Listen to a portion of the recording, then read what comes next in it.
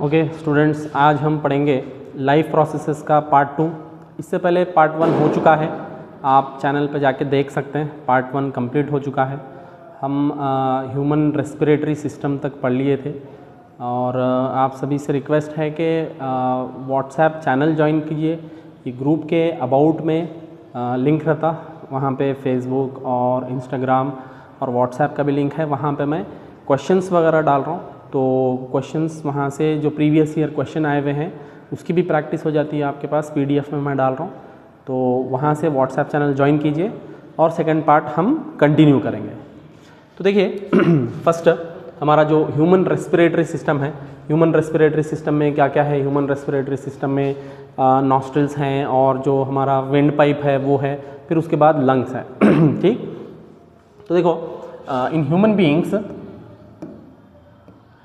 Beings air is taken into the body through the nostrils. ये जो दो opening है ना, वो ओपनिंग से हम एयर अंदर लेते हैं, क्योंकि हम नॉस्ट्रिल्स बोलते हैं। हमारे बॉडी के अंदर कहाँ से आता है air? Through the nostrils. The air passing through the nostrils is filtered in the passage by fine hairs and mucus. तो देखो जब एयर पास होता उसके अंदर कुछ डस्ट पार्टिकल्स होते हैं, वो डस्ट पार्टिकल्स ये जो फाइन बारीक बारीक हेयर होते हैं वो उसको रोक लेते हैं, और जो चिपचिपा सब्सटेंस होता म्यूकस वो भी उससे प्रोटेक्ट करता, जो आउटर डस्ट है ना उससे प्रोटेक्ट करता। अगर डस्ट हमारे बॉडी के अंदर चला गया तो क्या होता?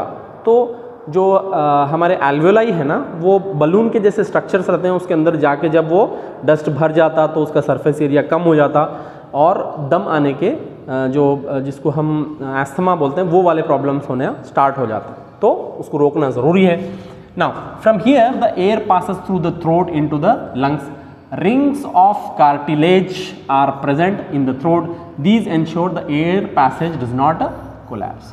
तो देखो हमारे पास यहाँ थ्रोट में रिंग्स ऑफ कार्टिलेज होते हैं, वो ऐसे सी टाइप होते हैं। सी टाइप ऐसे रिंग्स ऑफ कार्टिलेज एक के नीचे एक यहाँ पे रहते हैं। तो जब एयर यहाँ से पास होता ना तो बहुत प्रेशर में रहता एयर, अंदर आंदे चाहे बाहर जाते। हम कभी भी जब स्नीज करते हैं या छींक लेते हैं ना तो बहुत प्रेशर पे एयर जो है सो ना स्टोर होता, तो वो कोलैप्स होने के चांसेस रहते हैं। तो ये जो C shaped rings of cartilage है, रिंग्स ऑफ कार्टिलेज वो जो है सो ना उसको प्रोटेक्ट करते हैं। It protects from the collapse. किसका कोलैप्स? जो विंड पाइप होता वो कोलैप्स से बचाता। ठीक, next, within the lungs the passage divides into smaller and smaller tubes which finally terminate into balloon like structures called alveoli. तो ये देखो, ये हमारा मेन लंग्स का ब्रोंकस है। ठीक, इसमें पहले जो है सो ना ये ब्रोंकस में डिवाइड होता, फिर ब्रोंकियोल्स में डिवाइड होता, फिर उसके बाद ये फाइनली एल्वेलाई में डिवाइड होता। ठीक, इसमें प्राइमरी ब्रोंकस रहता, फिर सेकेंडरी ब्रोंकस रहता, फिर टर्शरी ब्रोंकस रहता। वो हमारे लिए इंपॉर्टेंट नहीं है, बस इतना समझ लो कि पहले ये जो है सो ना स्टार्टिंग में मेन ब्रोंकस में डिवाइड होता, फिर उसके बाद और छोटे ब्रैंक्यूल्स में, फिर उसके बाद फाइनली बलून के जैसे स्ट्रक्चर्स हैं जिसको हम एल्वेलाई बोल रहे हैं उसके अंदर ये टर्मिनेट होता। ठीक, नेक्स्ट, टर्मिनेट मतलब वहाँ जाके ख़त्म होता लास्ट में। ये बलून के जैसे, ये जितने भी दिख रहे हैं ना ये बलून के जैसे स्ट्रक्चर्स हमारे लंग्स में, ये बलून के जैसे स्ट्रक्चर्स हैं। इसीलिए हम जब भी एयर इनहेल करते हैं तो हमारा चेस्ट जो है सो ना बाहर आ जाता। Next, the alveoli provides the surface where the exchange of gases can takes place. The walls of the alveoli contain extensive network of blood vessels. देखो ये सेम टू सेम हम पढ़े हुए हैं यस्टरडे क्लास में, जहाँ पे जो विलाई है, वेरी स्मॉल जो फिंगर लाइक स्ट्रक्चर्स हैं, उन्होंने भी यही काम कर रहे थे। ये एल्वेलाई भी वही काम कर रहे हैं। क्या काम कर रहे हैं? It increases the surface area, surface area increase करते हैं।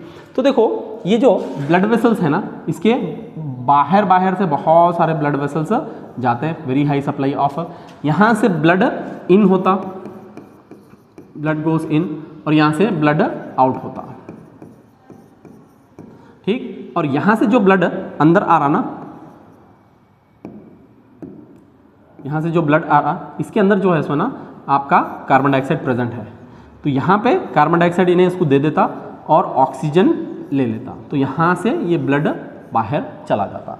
ठीक, ये एल्वेलाई का यही फंक्शन है। नेक्स्ट देखेंगे, ब्रीदिंग साइकिल यानी कि हम जो ब्रीथ करते हैं इनसाइड एयर और आउटसाइड जो रिलीज करते हैं वो है एक ब्रीदिंग साइकिल। कैसा होता है देखो, फर्स्ट ये इंस्पिरेशन है, मतलब ब्रीदिंग जो अंदर लेते ना वो क्या रहता, इंस्पिरेशन रहता। Inspiration is an active intake of air from atmosphere in the lungs. When we breathe in, we lift our ribs and flatten our diaphragm and the chest cavity becomes larger as a result. तो जब हम air intake करते हैं यहाँ पे एक diaphragm रहता।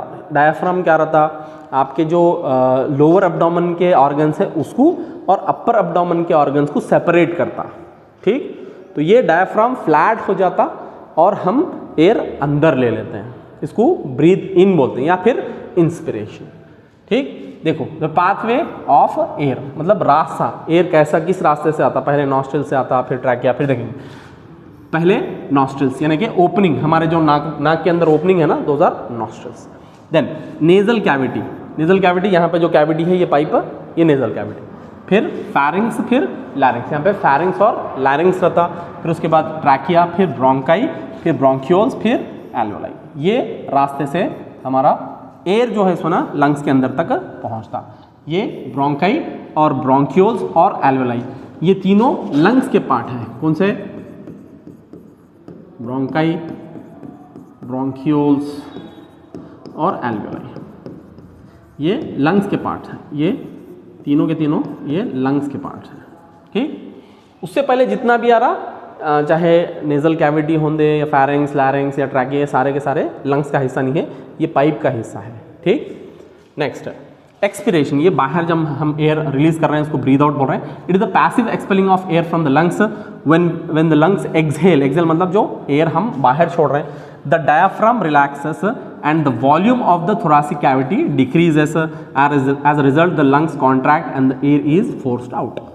तो जब हम एक्सहेल करते एयर बाहर देते हैं तो ये जो डायाफ्राम है वो रिलैक्स हो जाता और हमारा चेस्ट का कैविटी कम हो जाता और एयर हम बाहर रिलीज कर देते हैं, इसको बोलते हैं एक्सपीरेशन।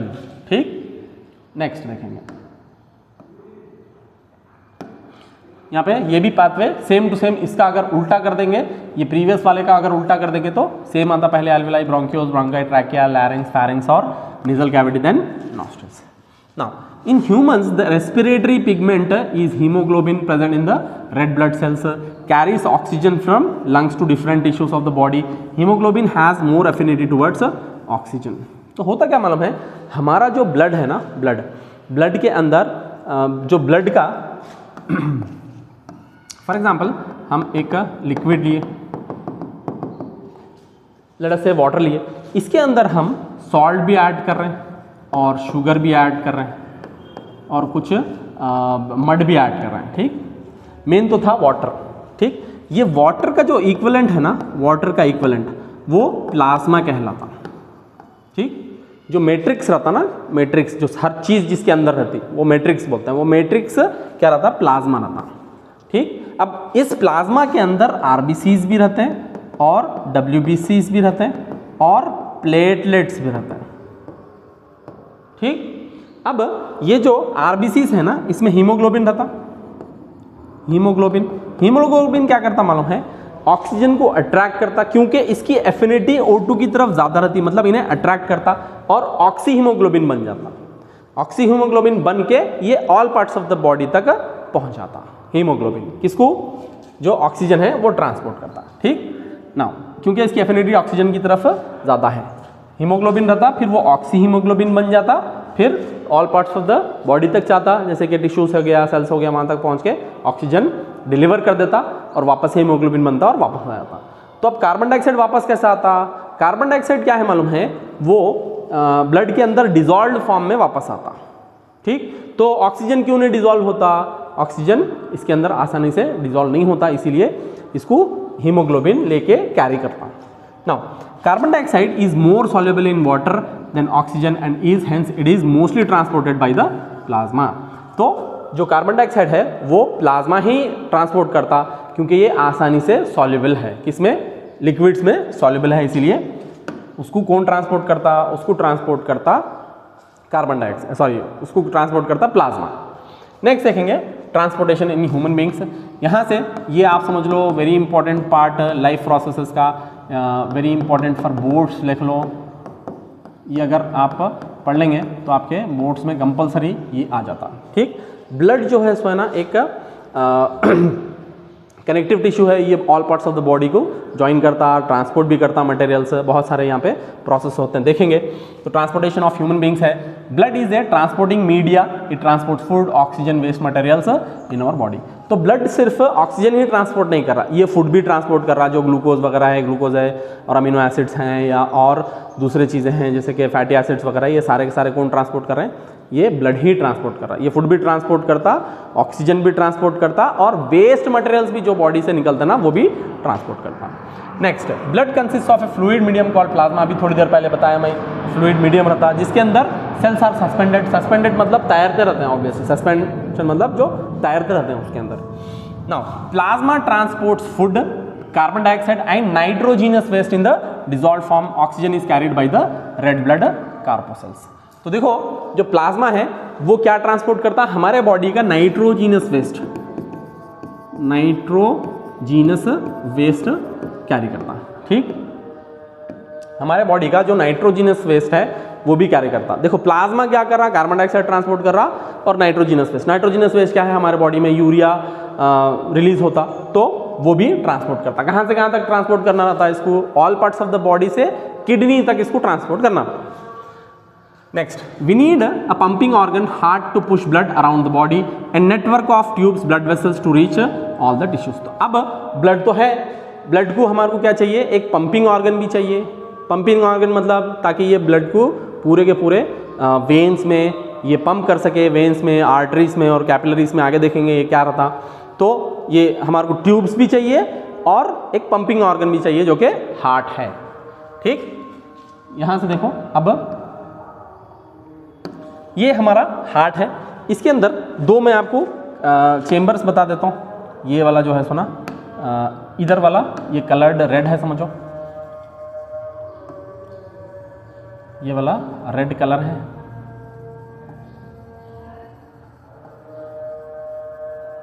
और इधर वाला लेफ्ट वाला हम समझेंगे ये ब्लू कलर है। ठीक, ये वाला ब्लू कलर है, ब्लू पार्ट आता है, ये ब्लू पार्ट है।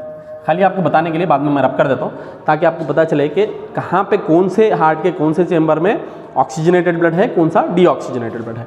ये जो रेड दिख रहा है ना, रेड, ये क्या है? ऑक्सीजनेटेड ब्लड है, ये ऑक्सीजनेटेड ब्लड है। और ये वाला जो है सो ना डीऑक्सीजनेटेड ब्लड है। ठीक, आपको ये बताने के लिए। तो देखो इसमें ये वाला पार्ट लेफ्ट वाला है ताकि आप जैसा मैं ठहरा हूं, मेरा जैसा लेफ्ट है ना, ये हार्ट का भी लेफ्ट उधर ही है और ये राइट हार्ट का भी वही है। ठीक, अब देखेंगे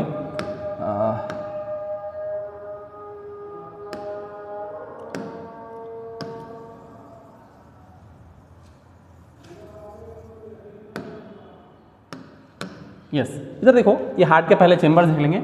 ये वाला जो चेंबर है ना, ये है लेफ्ट एट्रियम। ठीक, इसको लेफ्ट ऑरिकल भी बोलते हैं, नेम जरूरी नहीं है। ये है लेफ्ट वेंट्रिकल, ये 4 चेंबर्स हैं। ये है राइट एट्रियम और ये है राइट वेंट्रिकल।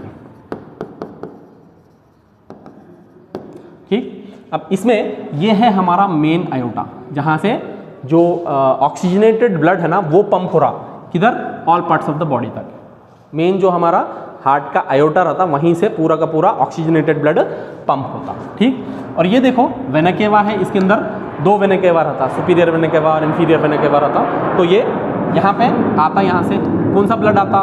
ऑब्वियसली इधर डीऑक्सीजनेटेड है तो डीऑक्सीजनेटेड ब्लड आता all parts of the body से। फिर ये चेंबर से ब्लड नीचे जाता, यहाँ से पंप होता कहाँ तक?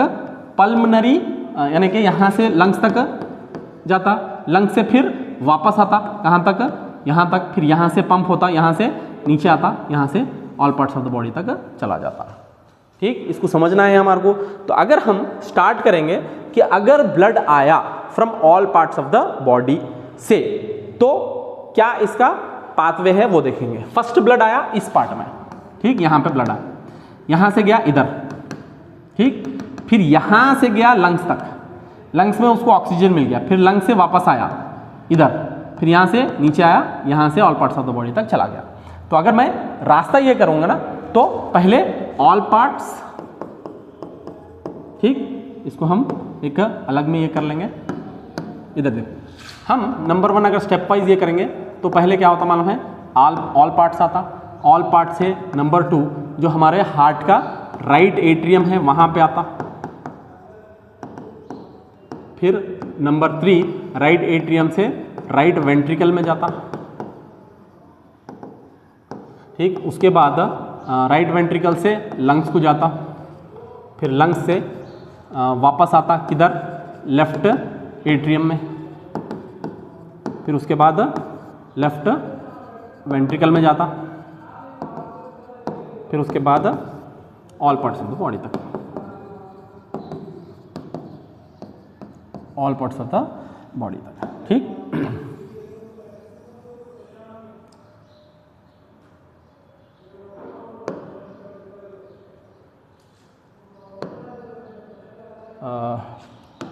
है, ठीक है। तो ये आपको रास्ता मालूम हो गया। अब कहाँ से आता, वो जो छोटी छोटी चीज़ें हैं ना, जैसे कि वेना केवा है या फिर पल्मनरी आर्टरी है, पल्मनरी वेन है, वो हमारे को इंपॉर्टेंट नहीं है, फिर भी आप देख लो। जो वेना केवा है ना, वेना केवा यहाँ पे जो है सुना, ब्लड आता all parts of the body से, बॉडी पार्ट से ब्लड आता, ठीक। और एक है आयोटा। आयोटा में क्या है मालूम है, पूरा का पूरा हार्ट जो ब्लड मेन पंपिंग जो पाइप में जाता ना, वो आयोटा में जाता, ठीक। फिर है pulmonary artery. Pulmonary artery, pulmonary में आर्टरी में क्या होता मालूम है, ये जो हार्ट लंग्स तक जो ब्लड पंप करता वो पल्मनरी आर्टरी के थ्रू जाता। फिर एक है पल्मनरी वेन। तो पल्मनरी वेन में क्या होता मालूम है, जो लंग्स से जो ब्लड आता वो पल्मनरी वेन के थ्रू आता, ठीक।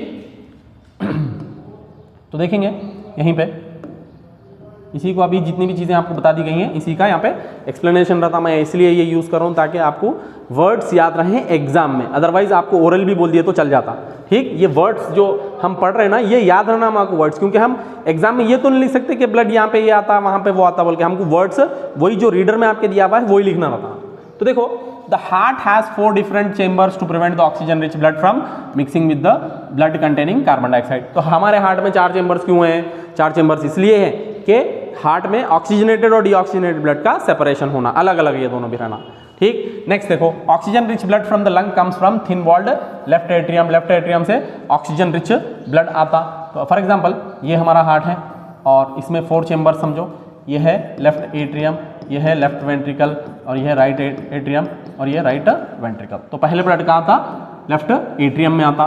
The left atrium relaxes when it is collecting this blood, it contracts, then contracts while the next chamber, the left ventricle relaxes so that the blood is transferred to it. When the muscular left ventricle contracts, it turns the blood and pumped out to the body. तो इधर से क्या होता मालूम है, जब इन्हें blood receive करता रहता तो ये रिलैक्स हो जाता, ठीक। फिर इसके बाद इन्हें कॉन्ट्रैक्ट होता तो नीचे वाला रिलैक्स होता, तो ब्लड यहां से आता,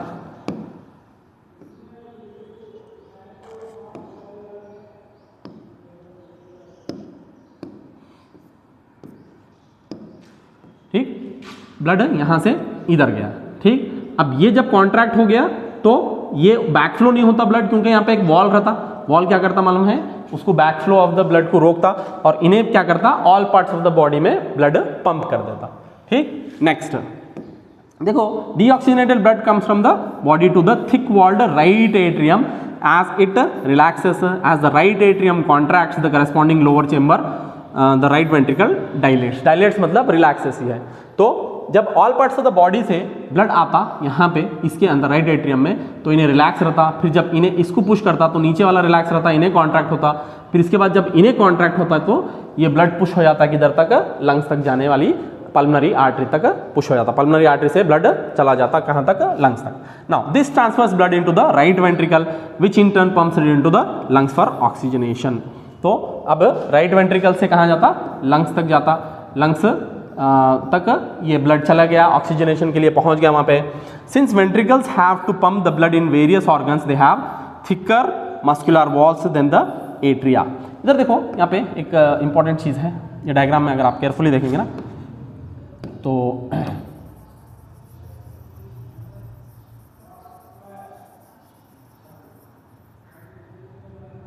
यहाँ पे देखो, ये जो नीचे वाला पार्ट है, इसके जो वॉल्स हैं ये मोटे हैं, ये वाले ये थिक है, ये जो जगह है ना ये मोटा है।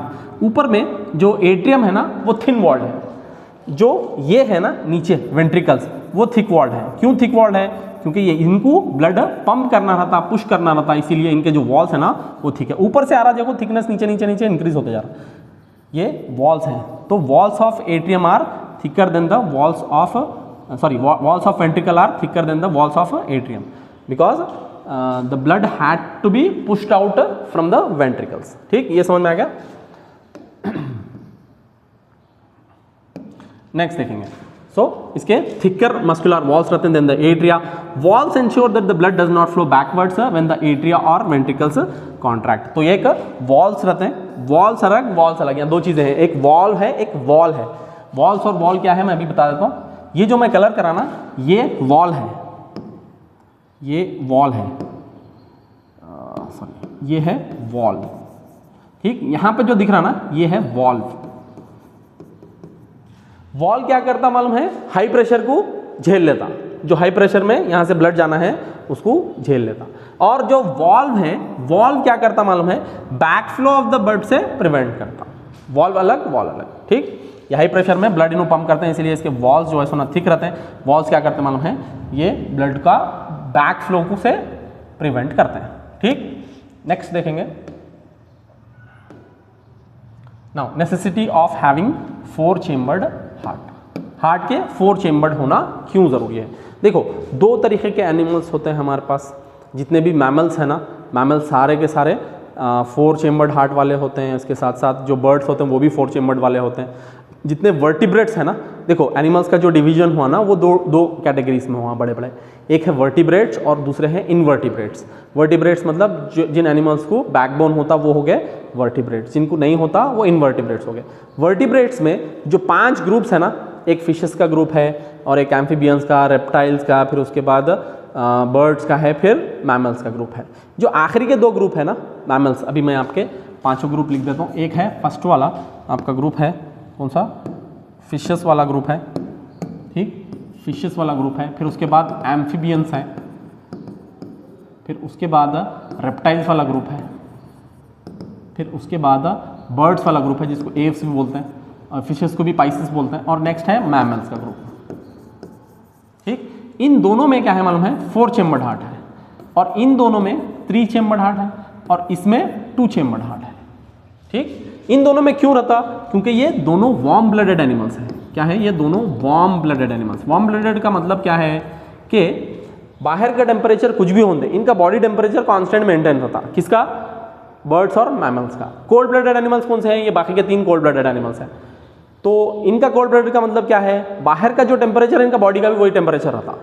ठीक, इनको बोलते हैं cold blooded temperature, cold blooded animals. Next, the heart has 4 different chambers to prevent the oxygen rich blood from mixing with the blood containing carbon dioxide. Such separation allows a highly efficient supply of oxygen to the body.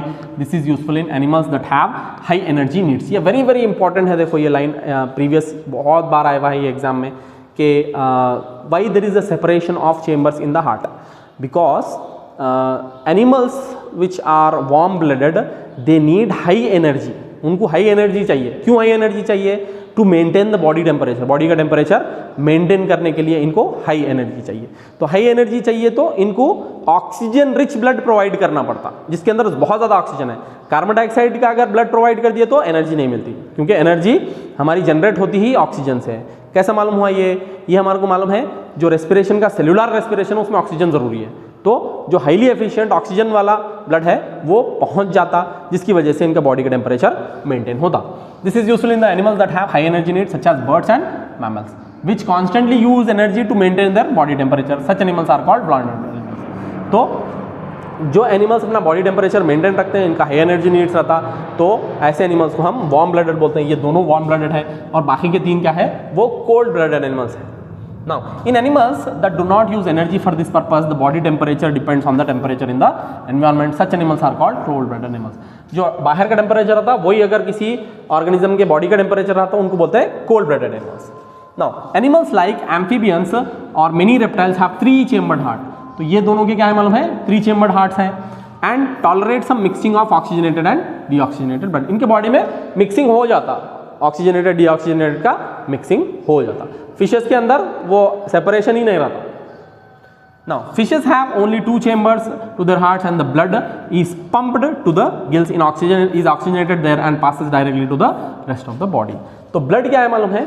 Oxygen मालूम है आपको, gills के through इन्हों लेते हैं और blood ही कहाँ पे पंप करता है? उनका हार्ट. फिशेस का भी हार्ट रहता, तो वो हार्ट क्या करता मालूम है? ब्लड पंप करता कहाँ तक? गिल्स तक. गिल्स में जब वो ऑक्सीजन मिल गया तो वो ऑक्सीजन लेके all parts of the body तक उनका ब्लड पहुंच जाता और ऑक्सीजन उनको दे देता. अब कार्बन डाइऑक्साइड उनके अंदर जो आ रहा ना वो सेम ब्लड में है. अब मिक्सिंग उनके अंदर सेपरेशन ही नहीं है, ऑक्सीजनेटेड और डीऑक्सीजनेटेड का सेपरेशन कोई नहीं है. Thus blood goes only once through the heart in the fish during 1 cycle. तो एक साइकिल में ब्लड हार्ट से एक ही बार जाता. तो ह्यूमंस में और मैमल्स में क्या होता? ब्लड 2 बार जाता. कैसा? ब्लड आया हार्ट में और वो हार्ट से ब्लड गया लंग्स में, लंग्स में ऑक्सीजनेटेड हो गया, वापस हार्ट में आया, फिर वो हार्ट से फिर all parts of the body. इसका मतलब एक साइकिल में जो ब्लड है वो 2 बार पास हो रहा. किससे? हार्ट से. इसको हम बोलते हैं double circulation.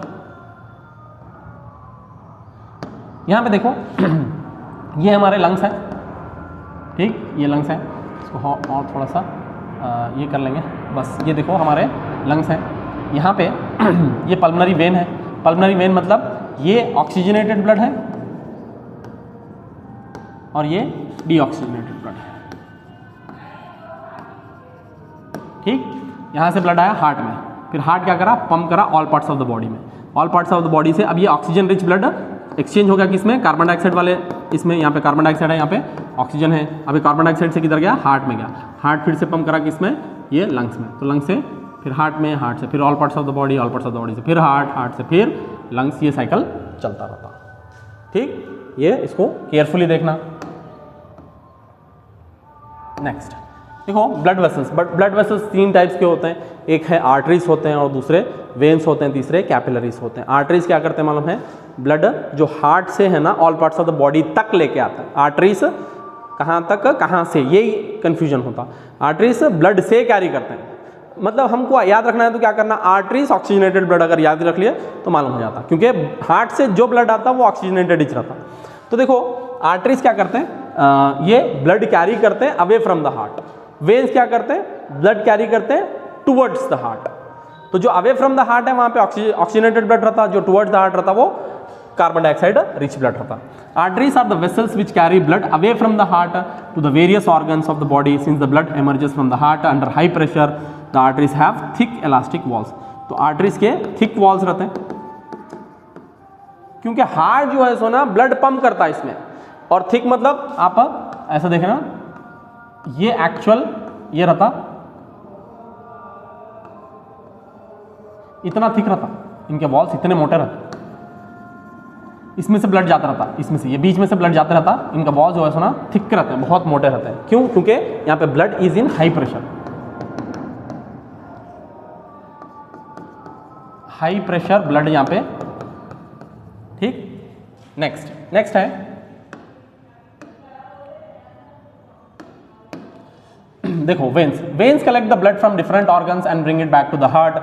They do not need thick walls because the blood is no longer under high pressure. Instead, they have walls that ensure the blood flows only in one direction. Veins क्या करते हैं मालूम है? पूरे all parts of the body से blood collect कर लेते हैं और कलेक्ट करके उसको हार्ट तक पहुंचाते हैं. इनके जो वॉल्स है वो थिक नहीं रहते, पतले रहते हैं इनके वॉल्स, लेकिन इनके अंदर वॉल्स रहते हैं. इनके अंदर क्या रहते हैं? वॉल्स रहते हैं, VALVES. वो वॉल्स अलग, ये वॉल्स अलग. ये वॉल्स क्यों रहते हैं? ताकि ब्लड एक ही डायरेक्शन में जाए, ब्लड एक ही डायरेक्शन में जाए. फॉर एग्जांपल अगर मैं यहाँ पे हैंड ऐसा दबा दूँ हाथ को अपने, तो यहाँ पे वेन्स क्या हो रहा है मालूम? पुश हो रहे हैं, फिर भी ब्लड उल्टा फ्लो नहीं होता. ब्लड फ्लो किधर की तरफ होता? वेन्स के अंदर टू द हार्ट, हार्ट तक ही फ्लो होता. नेक्स्ट देखो, the artery divides into very smaller vessels to bring the blood in contact with the individual cells. The smallest vessel have walls which are 1 cell thick and are called capillaries. तो ये जो arteries है वो धीरे धीरे divide होते हैं छोटे छोटे इसमें, और सबसे छोटा क्या रहता मालूम है, कैपिलरी रहता। मतलब आप समझो ये वाले आर्टरी हैं और ये वाले वेन्स हैं, इन दोनों को वेरी स्मॉल जो है सो है ना ऐसे ट्यूब्स कनेक्ट कर रहे हैं, बहुत छोटे हैं और इतने छोटे हैं कि वो एक सेल के उतने थिक हैं। फॉर एग्जांपल अभी मैं यहाँ पे एक प्रिक कर दूंगा हमारे हाथ को तो उसमें से ब्लड आता, यस ब्लड आता, ना यहाँ पे वेन है ना आर्टरी है, तो क्या है यहाँ पे कैपिलरी है। कैपिलरी बहुत स्मॉल रहता, ये कनेक्ट करते हैं किसको, आर्टरीज और वेन्स को कनेक्ट करते हैं। Next, exchange of material between the blood and the surrounding cell takes place across thin walled capillary. These capillary then join to form a veins that convey the blood away from the organ or tissue. तो जो exchange of material होना है blood में, जैसे कि carbon dioxide ले लेना है और ऑक्सीजन दे देना है या फिर फूड मटेरियल्स का एक्सचेंज होना है, वो कहाँ से होता, किसके थ्रू होता, वो कैपिलरीज के थ्रू ही होता। हर सेल तक, हर टिश्यू तक कैपिलरी के थ्रू ही होता। अब ये सारे के सारे कैपिलरीज मिलते हैं, जैसे 4 कैपिलरी जा रहे हैं वो एक ही वेन बना देते हैं और ये ब्लड सीधा हार्ट तक लेके पहुंच जाते हैं। Next, leakage in the blood vessels lead to the loss of pressure which would reduce the efficiency of heart. This to avoid this the blood has platelet cells which circulate around the body and plug these leaks by helping to clot the blood at the point of injury. तो इधर देखो, अगर हमारे body में कहीं injury हो गया, मार लग गया, तो ब्लड लॉस हो जाता। ब्लड लॉस हो गया तो हमारा जो बॉडी है ना वो सही से फंक्शन नहीं कर सकता, क्योंकि ब्लड प्रेशर लॉस हो जाता। ब्लड प्रेशर क्यों लॉस हो जाता, ब्लड निकल गया तो ब्लड प्रेशर लॉस हो जाता। तो इसको ये करने के लिए हमारे ब्लड में प्लेटलेट्स हैं। प्लेटलेट्स क्या करते हैं, जितने भी लीकेजेस हो रहे हैं ना वो लीकेजेस को प्लग करते जाते हैं। ठीक, जैसे कि कहीं से पानी लीक हो गया तो उसको प्लग कर देते हैं, उसको बंद कर देते हैं। ठीक, तो पॉइंट ऑफ इंजरी। नेक्स्ट देखो, लिम्फ है।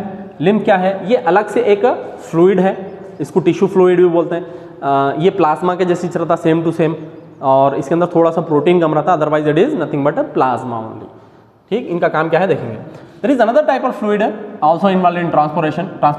It carries digested and absorbed fat from the intestine and drains excess fluid from extracellular space back into the blood. ये दो काम करता। एक नंबर 1, ये फैट्स जो इंटेस्टाइन्स है ना वो फैट्स ट्रांसपोर्ट करता। कहाँ ट्रांसपोर्ट करता, बॉडी के वेरियस पार्ट्स में लेके जाता, फैट्स रखते रहता। एक काम ये करता। और दूसरा काम ये क्या करता कि जो एक्स्ट्रा सेलुलर फ्लूइड है उसको वापस से लेके जाके ब्लड में डंप कर देता। ठीक, जो टिश्यूज के बीच में फ्लूइड जमा हो रहा वो फ्लूइड को लेके जाके ब्लड में डंप करता। Now through the pores present in the walls of capillaries, some amount of plasma, proteins and blood cells escape into intercellular spaces in the tissues to form the tissue fluid or lymph. ये बनता कैसा, इधर देखो, ये capillary है, समझेंगे। Capillary से यहाँ छोटे छोटे छोटे छोटे इससे कुछ प्लाज्मा और कुछ प्रोटीन लीक हो जाता। प्लाज्मा कुछ प्रोटीन लीक हो जाता। लीक होने की वजह से अब यहाँ पे क्या बन जा रहा है, ये लिम्फ बन जा रहा। ठीक, इसको हम टिश्यू फ्लूइड भी बोल रहे हैं। नेक्स्ट देखो, ट्रांसपोर्टेशन इन प्लांट्स। प्लांट्स में कैसा ट्रांसपोर्टेशन हो रहा देखेंगे। Now plants have low energy needs and can use relatively slow transport system compare to animals because plants do not move. Plant bodies have large proportion of dead cells in the many tissues. Plants move नहीं करते और इनका जो energy requirements है वो बहुत कम रहता। जैसे कि अगर हम ह्यूमन से या कोई एनिमल से कंपेयर करेंगे तो इनका एनर्जी रिक्वायरमेंट्स बहुत कम रहता। क्यों, क्योंकि इनके अंदर एक तो ये मूव नहीं करते और दूसरा इनके अंदर बहुत ज़्यादा डेड टिश्यूज रहते हैं या डेड सेल्स रहते हैं। डेड सेल्स की वजह से ही प्लांट्स के अंदर स्ट्रेंथ आता। तो देखो, plant transport system comprises of transportation of water and minerals and transportation of food products of photosynthesis. तो प्लांट्स को ट्रांसपोर्ट करना बोले तो दो मेन चीज़ ट्रांसपोर्ट करना है प्लांट को। एक वाटर ट्रांसपोर्ट करना है जिसके साथ मिनरल्स भी है, और दूसरा फूड ट्रांसपोर्ट करना है जो कि प्रोडक्ट्स ऑफ फोटोसिंथेसिस है। जाहिर बात है, जो फोटोसिंथेसिस से बन रहा वो फूडिज है। ठीक, next, transportation of water. It is carried out by the xylem tissue. ये वाटर कौन ट्रांसपोर्ट कर रहे हैं, जाइलम टिश्यू। जाइलम क्या है मालूम है, वैस्कुलर बंडल्स का हिस्सा है। वैस्कुलर बंडल में जाइलम और फ्लोएम दोनों रहते हैं।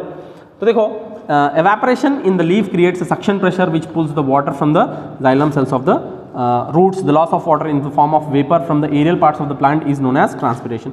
ये very important है। ये what is transpiration? ये transpiration ही क्या करता मालूम है, एक सक्शन जैसा क्रिएट करता। जैसे कि ये लीफ है, लीफ के ऊपर जो पानी है ना वो पानी सन की वजह से ये क्या हो गया, एवेपोरेट हो गया। एवेपोरेट हो गया तो यहाँ पे क्या क्रिएट हो गया, एक वैक्यूम क्रिएट हो गया। वैक्यूम क्रिएट होने की वजह से एक सकिंग इफेक्ट आता। जैसा हम स्ट्रॉ में कोई पीते ना तो नीचे से लिक्विड ऊपर खींचे जाता, उसी तरीके से एक सकिंग इफेक्ट क्रिएट होता जिसकी वजह से वाटर ऊपर जाता। ठीक, अभी डिटेल में है आपके रीडर में, यहाँ पे आपको एग्जाम पॉइंट ऑफ व्यू से बस पढ़ाया जा रहा। ये एक याद रखना, व्हाट इज ट्रांसपिरेशन, जो पानी का लॉस होता ना एरियल पार्ट्स यानी कि ऊपर वाले पार्ट्स प्लांट के, उससे जो वाटर लॉस हो रहा उसको हम बोल रहे हैं ट्रांसपिरेशन। ये वेरी इंपॉर्टेंट है, याद रखना है।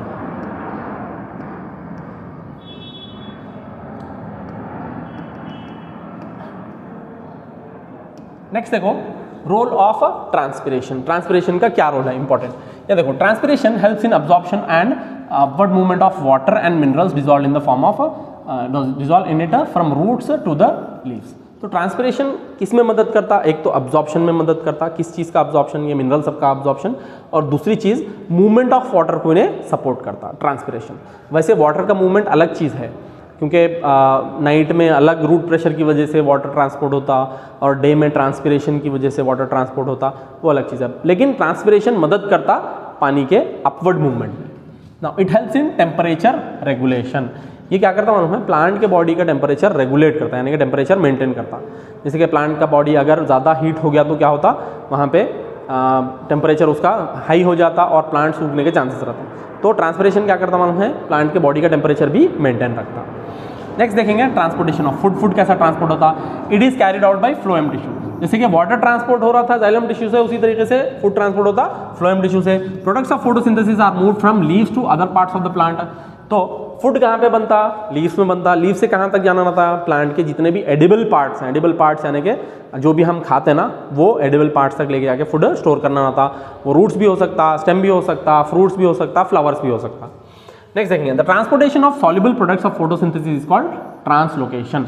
जो ये फोटोसिंथेटिक प्रोडक्ट्स एक जगह से दूसरी जगह तक पहुंचाना है, उसी को हम ट्रांसलोकेशन बोल रहे हैं। तो ये नाम से ही हमको पता चल जाता है, इसका खाली हम लोकेशन चेंज कर रहे हैं। फोटोसिंथेसिस में फूड तो बन जा रहा, उसको खाली लोकेशन चेंज कर रहे हैं, इसको हम बोल रहे हैं translocation.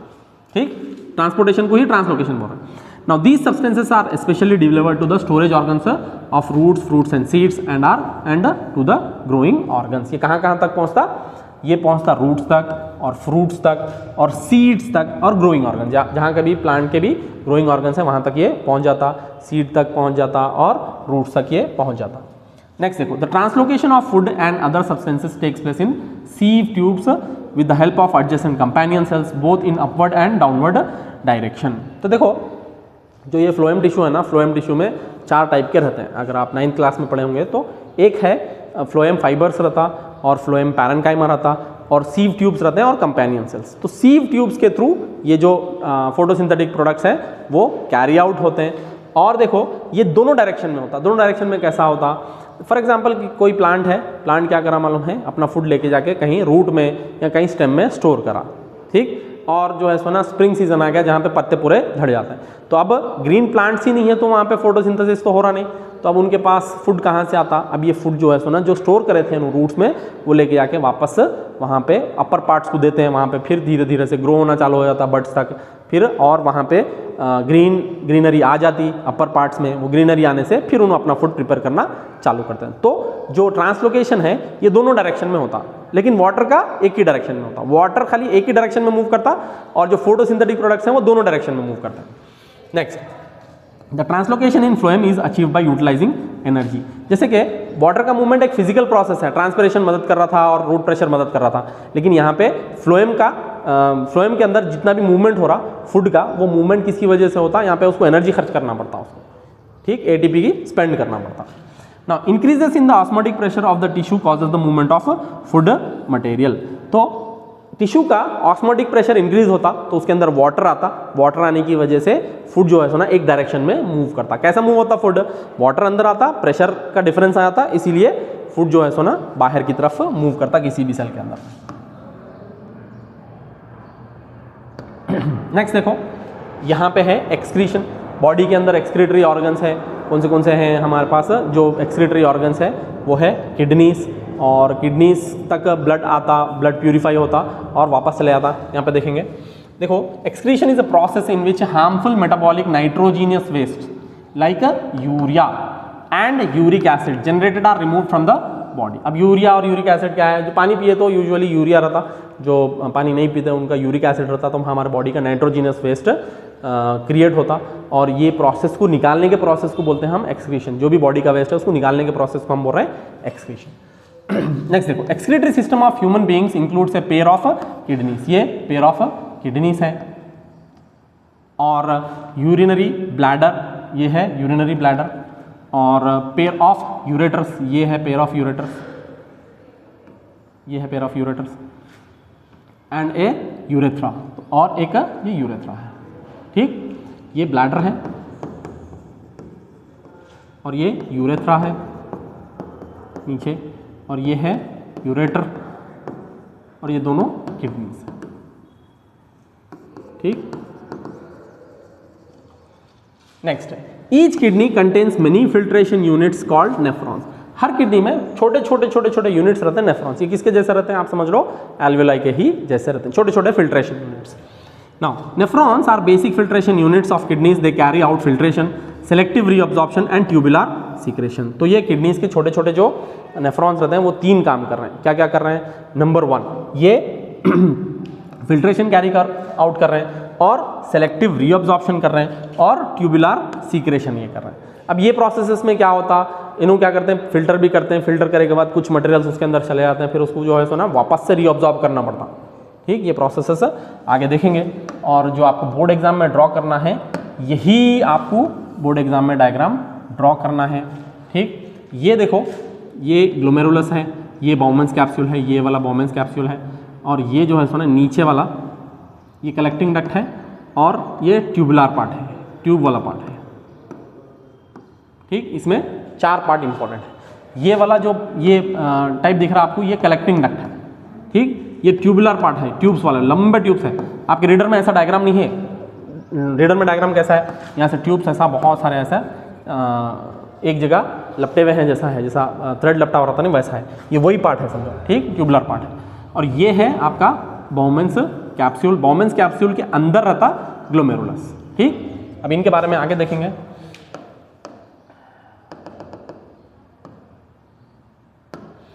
A nephron is made up of cluster of thin walled capillaries called glomerulus। तो जो ग्लोमेरुलस दिख रहा बाउमेंस कैप्सूल के अंदर, जो ग्लोमेरुलस है वहां पे बारीक बारीक थिन वॉल्ड कैपिलरीज हैं। कैपिलरीज हम जो देखे ना वही कैपिलरीज हैं उसके अंदर, which is associated with a cup like structure called Bowman's capsule. तो किससे रिलेटेड है वो, जो कप के जैसा स्ट्रक्चर है बाउमेंस कैप्सूल, उससे रिलेटेड है। The capsule has a long tube which terminates into the collecting duct. ये जो कैप्सूल है वो कैप्सूल एक लंबे पाइप से कनेक्टेड है। वो कहाँ पे ये हो रहा, वो कलेक्टिंग डक्ट में जाके ये हो रहा। ठीक, ये जो कैप्सूल है वो किससे रिलेटेड है, यहाँ से जाके ये कलेक्टिंग डक्ट में डंप हो रहा समझो। ठीक, नेक्स्ट है यूरिन फॉर्मेशन इन्वॉल्व्स 3 स्टेप्स। ये स्टेप्स ऑफ यूरिन फॉर्मेशन है। देखो, नंबर 1 ग्लोमेरुलर फिल्ट्रेशन। तो पहला जो ग्लोमेरुलस में फिल्ट्रेशन होता है वो है nitrogenous waste, glucose, water, amino acids filter from the blood into Bowman's capsule of the nephron. जो नाइट्रोजिनस वेस्ट है ये भी चला जाता है, इसमें ग्लूकोज भी चला जाता, वाटर भी चला जाता, अमीनो एसिड्स भी चला जाता। ठीक, फिल्टर होके कहाँ जाता, ब्लड से बाउमेंस कैप्सूल से नेफ्रॉन में चला जाता। ठीक, नेफ्रॉन से ये निकल गया। अब इसके आगे नेक्स्ट चला जाता, कहाँ पे, नेक्स्ट वाला पार्ट है, यहाँ से चला गया तो इधर पहुंच गया, इधर पहुंच गया। कौन सा, ये ट्यूबुलर पार्ट है। Next tubular reabsorption. अब ये ट्यूब में क्या होता मालूम है, चीजें रीअब्जॉर्ब होते हैं। देखिए, useful substances from the filtrate are reabsorb back by the capillaries surrounding the nephron. तो ये जो ट्यूबुलर पार्ट है वहां से क्या हो जाता मालूम है, जो भी जरूरत वाली चीजें होती हैं वापस से रीअब्जॉर्ब होते हैं, जैसे ग्लूकोज, अमीनो एसिड्स वगैरह वापस से रीअब्जॉर्ब हो जाता है। नेक्स्ट है सीक्रेशन। सीक्रेशन मतलब जो सीक्रेट निकल जाना है। Urea, extra water and salts are secreted in the tubule which open into the collecting duct and then into the ureter. तो अब इसमें एक्स्ट्रा वाटर, ज्यादा पानी, सॉल्ट, ये कहाँ जाता, वो जो लंबा ट्यूबल है कलेक्टिंग डक्ट के अंदर चला जाता, फिर वहां से धीरे धीरे कहाँ जाता, यूरेटर में चला जाता। यूरेटर मतलब अब जो आप इसको देख रहे हैं ये वाले यूरेटर में चला जाता। ठीक, कलेक्टिंग डक्ट से यूरेटर में चला जाता। नेक्स्ट,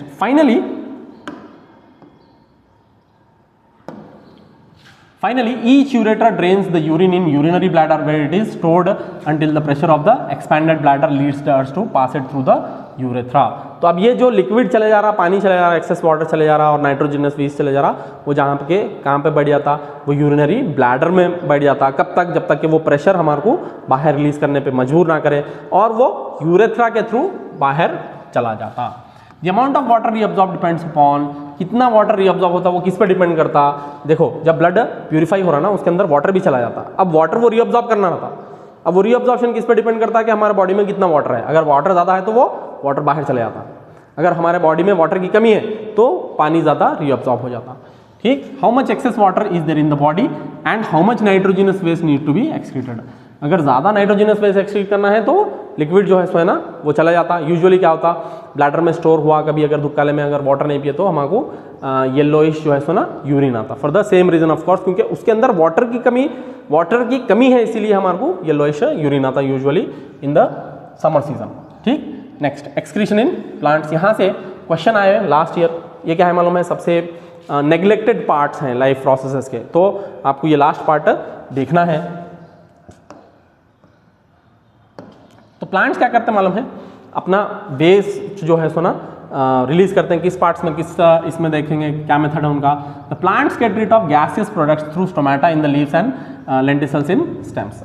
तो प्लांट्स क्या करते हैं मालूम है, उनका जो वेस्ट है, जैसे कि उनका वेस्ट ऑफ ऑक्सीजन है, ऑक्सीजन उन्होंने बाहर निकाल देते हैं। किससे, नंबर 1 स्टोमेटा से और नंबर 2 लेंटिसल्स से। लेंटिसल्स में बताया ये स्टेम के ऊपर थोड़े से बाहर ऐसे ओपनिंग रहते हैं, आप देख लिए तो मालूम हो जाता। ठीक, next, the plants get rid of stored solid and liquid waste by shedding of leaves, peeling of bark and falling of fruits.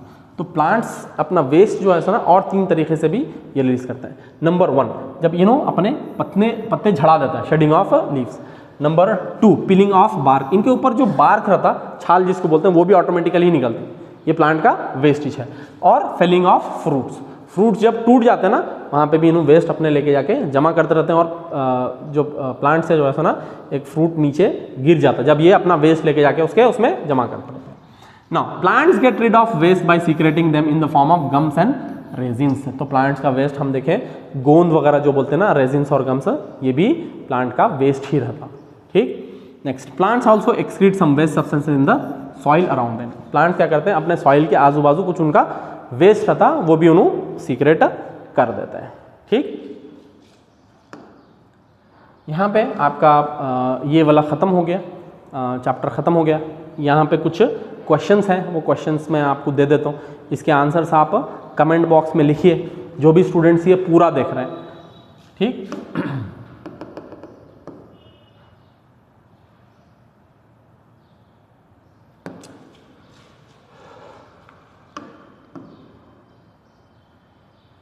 Yes, देखो यहाँ पे इसका स्क्रीनशॉट ले लेना है, लेके इसको आंसर करना है, या फिर आप पॉज करके भी आंसर कर सकते हैं।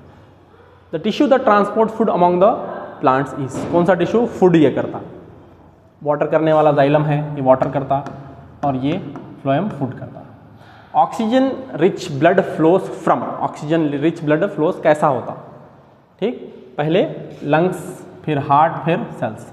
लंग्स, सेल्स, हार्ट नहीं होता, ये नहीं होता, ये नहीं होता, लंग्स से हार्ट फिर सेल्स तक, ये दोनों सेम ही है शायद, दोनों option 1 and A and B are same. Heart, cells and lungs ये नहीं, ये डीऑक्सीजनेटेड है।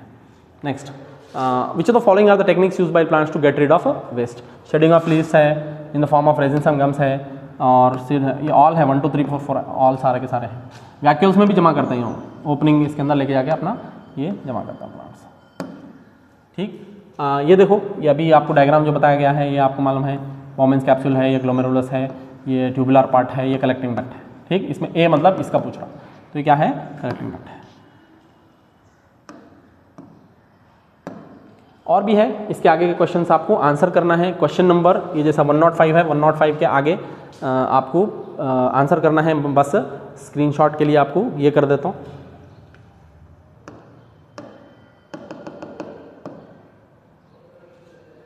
पॉज करिए, इसका आंसर करिए।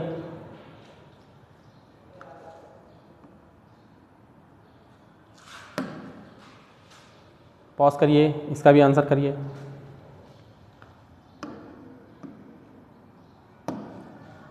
पॉज करिए, इसका भी आंसर करिए।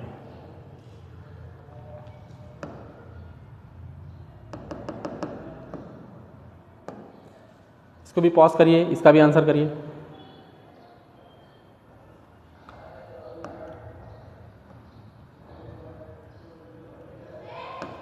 पॉज करिए, इसका भी आंसर। काफी इजी है।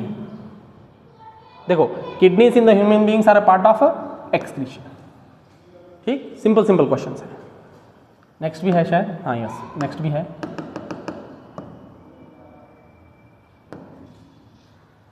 यहाँ पे ये लास्ट है, यहाँ तक ही है। इसके बाद का चैप्टर कंट्रोल एंड कोऑर्डिनेशन है, इसका सेपरेट समय करा देता हूँ। ठीक है स्टूडेंट्स, आपको पूरा फिजिक्स कंप्लीट हो चुका है। फिजिक्स का भी आप देख सकते हैं, फिजिक्स का पार्ट कंप्लीट हो चुका है। प्लेलिस्ट इसकी सेपरेट बनी हुई है, फिजिक्स देखना है। और चैनल पे जो है सो ना फेसबुक का और इंस्टाग्राम का लिंक है, वहाँ से भी फॉलो कर लीजिए। और ख़ास तौर पे जो व्हाट्सएप है ना, व्हाट्सएप चैनल का लिंक फॉलो करिए। वहाँ पे मैं जब चैप्टर कंप्लीट हो जाता उसके नोट्स भी डाल रहा हूँ और इसमें प्रीवियस ईयर के आने वाले क्वेश्चंस भी डाल रहा हूँ और ये जो मैं पढ़ाया ना वो भी डाल रहा हूँ उसके अंदर। ठीक है, फॉलो करिए वहाँ पे। Thank you very much.